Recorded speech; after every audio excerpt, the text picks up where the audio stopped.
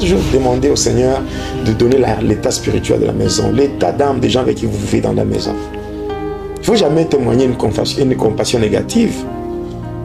Parce que, d'une manière générale, un sorcier ou les sorciers en général, le sorcier, il manifeste une fausse apparence de pitié. Donc, des gens qui font pitié et tout pour qu'on leur témoigne une certaine compassion. Et dans ça, il profite pour agir. Oui, oui. C'est pour cela qu'il faut avoir le discernement. Il faut prier avoir la révélation parce qu'il est dit dans Jérémie 33:3, invoque-moi, je te répondrai. Je te ferai savoir les choses cachées, les choses grandes que tu ne connais pas. Dieu, il est le Dieu de révélation. Il révèle de grandes choses. Parce que si vous êtes dans une maison avec une personne qui ne partage pas une même foi que vous, cette personne devient une occasion de chute. Mais qu'est-ce qui s'est fait? Lorsque le sorcier veut tuer une personne, ouais, quand vous marchez, à côté de vous, il y a l'ombre. Oui. L'ombre de vous-même, n'est-ce pas? Alors, quand on veut tuer une personne dans la sorcellerie, on commence d'abord par voler l'ombre. Une fois que l'ombre est volée, c'est ainsi qu'on peut envoûter une personne, on peut lancer des sortilèges, donc jeter des mauvais sorts, ou bien on peut chercher une circonstance pour que le décès soit concrétisé. Alors, dès que la personne meurt, en réalité, la personne n'est pas encore morte. C'est que vous pouvez faire venir un médecin pour vérifier les signes vitaux. En vérifiant les signes vitaux, le médecin peut même attester peut même confirmer le décès. Mais en réalité, la personne n'est pas encore morte. Donc, qu'est-ce qui va se faire? Lorsque la personne sera enterrée, qu'est-ce qui va se faire? La nuit, tous les sorciers qui étaient dans le complot, tous ceux-là qui ont orchestré la mort de la victime, vont se réunir au cimetière. Et là, au cimetière, ils vont entourer la tombe de la victime. Et quand ils entourent la tombe, on va donner au sorcier qui a fait le sacrifice, on va lui donner un fouet. On appelle ça le fouet d'appel. Et lui va frapper sur la tombe à 3 reprises. Et après la troisième fois, la tombe va s'ouvrir. Et la personne qu'on a enterrée, cette personne va sortir. Dès que la personne sort, on va prendre l'ombre qui avait été volée. Et cette ombre sera remise à la personne. Alors, une fois qu'on remet l'ombre, la personne devient consciente. La personne va même reconnaître, celui qui l'a sacrifié, de 2, les gens qui sont tout autour, tous ceux-là qui étaient dans le complot. La personne va les reconnaître. Mais cependant, la personne ne pourra pas se défendre. La personne ne pourra plus échapper. La personne peut crier, il n'y aura rien. La personne peut même crier en citant le nom de Jésus. Il n'y aura rien. Il n'y aura rien. Même si le Seigneur Jésus-Christ, il est un secours qui ne manque jamais dans la détresse, mais là, le Seigneur ne viendra pas. Parce que le Seigneur Jésus-Christ n'est pas un Dieu des morts. Il est un Dieu des vivants. C'est pendant qu'on est encore en vie qu'on peut donner sa vie à Jésus-Christ. Donc, pendant qu'on est encore en vie, c'est là qu'on peut donner sa vie à Jésus. Selon qu'il est dit dans Apocalypse 3, verset 20, le Seigneur est en train de dire, « Voici, je me tiens à la porte et je frappe. Si quelqu'un entend ma voix et qu'il ouvre la porte, j'entrerai. » Donc c'est maintenant qu'on est encore en vie qu'on peut donner sa vie à Christ et lui laisser le temps de faire son entrée. Parce que s'il fait son entrée, c'est là qu'il va nous changer. Il va nous transformer. Il va faire de nous que nous soyons des personnes que lui veut que nous soyons. Alors, voilà. Maintenant, dès que la personne sort, on va prendre un œuf non préparé. Et cet œuf-là sera écrasé sur la tête. C'est juste pour neutraliser maintenant sa conscience. Après avoir neutralisé la conscience, on va prendre un objet qui ressemble à un malaxeur. Alors qu'il y a une boule d'un côté, et on va frapper au niveau de la nuque. Donc on frappe, et c'est là que la personne va maintenant mourir. Là, c'est maintenant la véritable mort. La véritable mort. Alors maintenant, avant de faire ça, si celui qui l'avait sacrifié a besoin de l'utiliser, par exemple, au champ, à la rivière ou dans une activité quelconque, là, on ne va pas tuer. On va d'abord laisser la personne entre les mains de celui qui l'avait sacrifié. Et c'est comme ça que, pendant tout ce temps que la personne ou la victime est en train de travailler dans une activité liée à la personne qui l'a sacrifié, pendant ce temps-là, par moment, on peut même commencer à la voir, à voir la personne. C'est ce que vous allez apprendre. Quelqu'un vous dira que non, telle personne est déjà décédée, mais il y a une personne qui a dit non, je l'avais vu quelque part. C'est que et parfois certaines personnes disent nous voyons telle personne dans quelle contrée. Voilà. Et des gens disent mais la personne dont vous parlez, cette personne est déjà décédée il y a longtemps. Il arrive des fois que ces personnes-là reviennent où on les trouve normalement, mais dans un autre contrée. Voilà. Maintenant c'est ça. Maintenant le grand problème c'est que cette personne a déjà été sacrifiée, mais cette personne n'a pas encore été tuée. On l'a déjà sacrifié. Et je me rappelle, il est déjà arrivé plusieurs fois qu'on retrouve de telles personnes. Oui. Mais le comble que les gens disent que de telles personnes n'arrivent pas à retrouver leur conscience. Voilà, c'est-à-dire que on l'a pas encore tué. C'est qu'on n'a pas encore mangé sa chair. Dès que la personne va se fatiguer par rapport à l'activité qui lui a été confiée, c'est là qu'on va maintenant tuer. Et on mange la chair, et cette fois-là, la personne, on ne pourra plus la revoir. Voilà. Maintenant, si il n'y a pas un problème donc d'un sacrifice qui a été fait par quelqu'un qui a besoin de l'utiliser, cette fois-là, dès qu'on a frappé au niveau de la nuque, le cadavre est par terre. Maintenant, les sorciers qui sont réunis vont faire ce qu'on appelle le tirage au sort. C'est-à-dire, on va commencer par proposer le nom de 5 bêtes. 5 bêtes différentes. 5 bêtes différentes, on propose.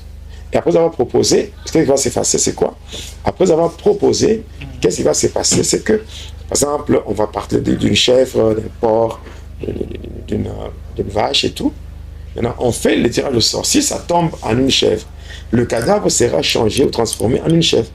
Et ainsi, les bourreaux viendront maintenant prendre, ils vont commencer à dépecer pour commencer à donner. Voilà. Ok, ils ne mangent pas l'homme tout en étant ayant le parti du corps humain comme ça. Non, on va dépecer. Okay. Mais ça sera transformé en un animal. Oui, en une bête. Ça devient la viande d'une bête. Et c'est comme ça. Maintenant, qu'est-ce qu'on va faire?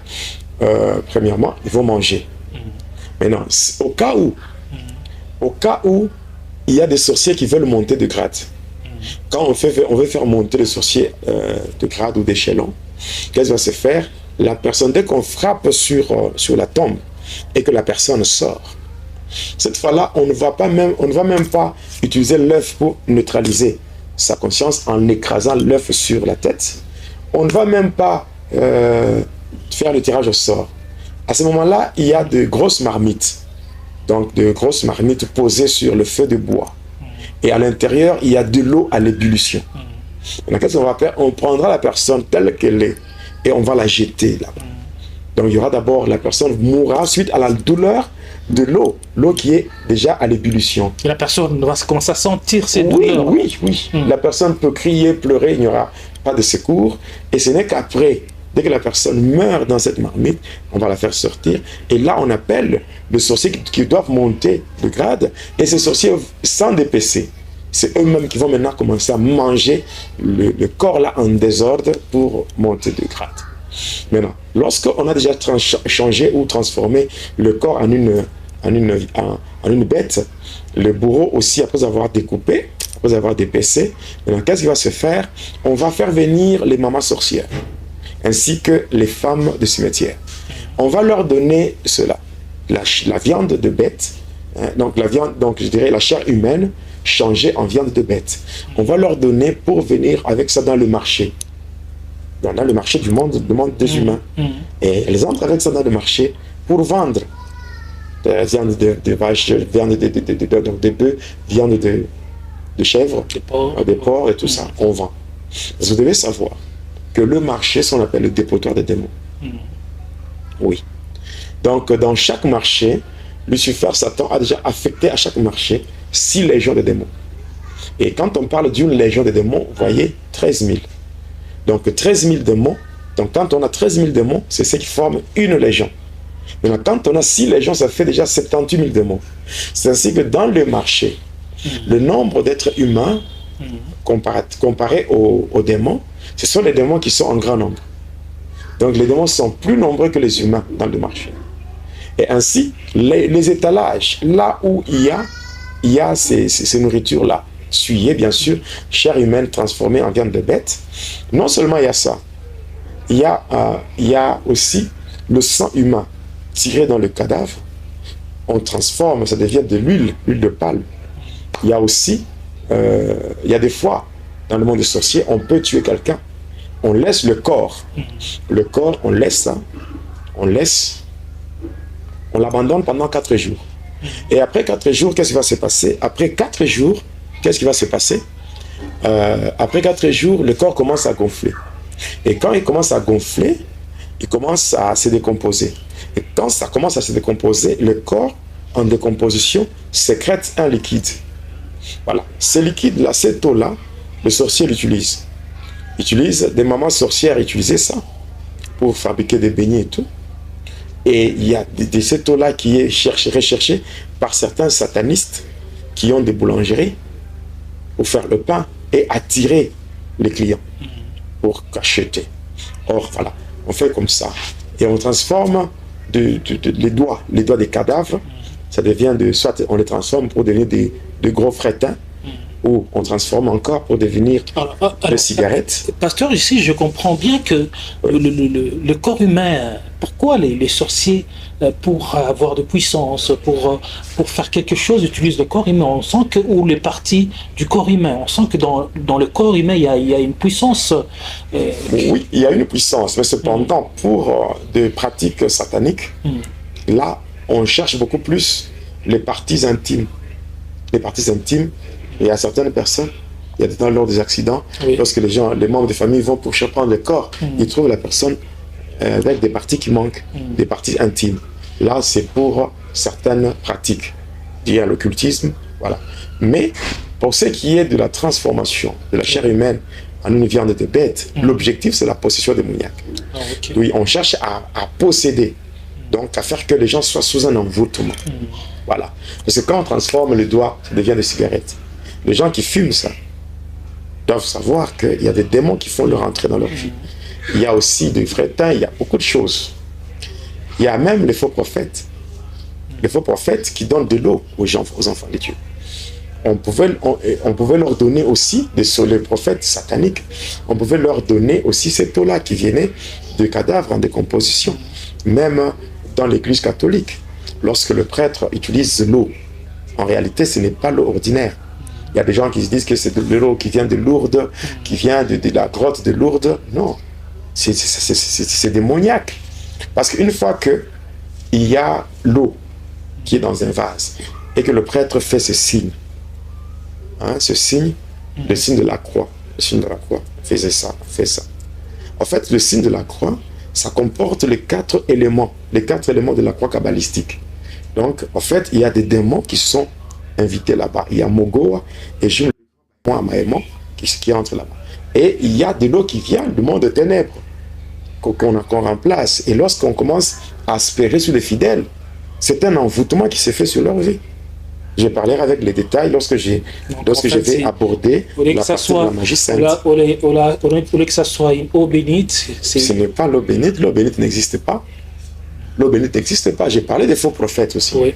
Les faux prophètes quand il y a des gens qui s'amènent chez Dieu, on leur donne de l'eau pour utiliser et tout. Voilà. Mais en fait, il y a d'autres personnes qui disent, en tout cas, moi, le prophète ne m'a pas donné de l'eau. J'ai pris de l'eau chez moi au robinet. Je suis allé avec mon bidon, j'ai amené là-bas, il a juste prié pour ça. Et voilà. Là, il faut comprendre. La magie, elle est magie seulement devant un profane. 2 magiciens entre eux ne peuvent pas faire la magie. Parce que quand quelqu'un fait un spectacle de magie, entre lui et les spectateurs, il y a ce qu'on appelle le voile d'aveuglement. Je donne un exemple.